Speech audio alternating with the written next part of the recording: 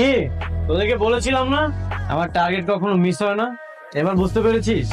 বাপ রে বাপ, তুই তো একটা জিনিস, বাজিতে জেতার জন্য চিরশত্রুকেও বিয়ে করে ফেললি। হ্যাঁ, চিরশত্রুকে বিয়ে করলাম। অনেক বেশি অহংকার করেছিল, আজকে ওর অহংকার আমি মাটিতে নামিয়ে দিয়েছি। সারা জীবন এখন আমার গোলাম হয়ে থাকবে। আপনি কি বন্ধুদের সামনে এভাবে অপমান করার জন্য আমাকে নিয়ে আসছেন? না, আমি তোমাকে এখানে অপমান করার জন্য নিয়ে আসি। তাহলে কেন নিয়ে আসছেন আমাকে?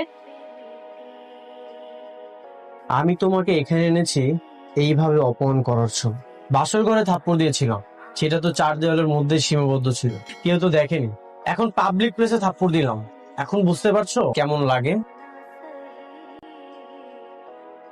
তানিন, তুমি বলেছিলে যে বিয়ের পর তোমার বদ অভ্যাসগুলো সব ত্যাগ করবে, নিয়মিত অফিস করবে, ক্লাবে আড্ডা দিবে না, কিন্তু এখন তো এসব কোনো পরিবর্তনের চিহ্নই তো আমি লক্ষ্য করছি না। আমি কিছুই চেঞ্জ করতে পারবো না। তুমি তো আমাদের বিয়েটা দিতে পারলে না, আমি নিজ যোগ্যতায় ওকে বিয়ে করেছি। আমি চাই না নেক্সট টাইম তুমি কোনো আমাদের ব্যক্তিগত বিষয় নিয়ে কথা বলো। তানিন,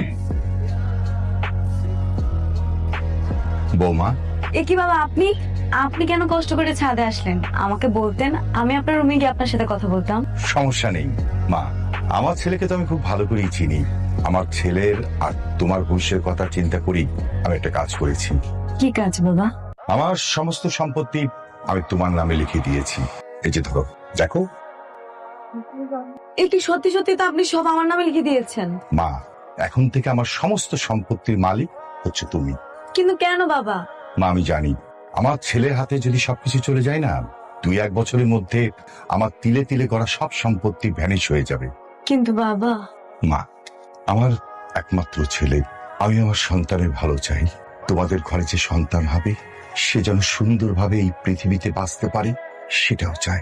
আমার একমাত্র ছেলে, ওকে ভালো করার দায়িত্ব তোমার হাতে তুলে দিলাম। বাবা আমি চেষ্টা করব, কথা দিচ্ছি। কি ব্যাপার, কোথায় যাচ্ছেন? বাইরে যাচ্ছি, ফ্রেন্ডদের সাথে আড্ডা দিব, তারপর একটু ক্লাবে যাবো। বাই দ্য ওয়ে, এইসবের কৈফিয়ত আমি কেন তোমাকে দিচ্ছি? নেক্সট টাইম থেকে এসব আর আমাকে জিজ্ঞাসা করবে না।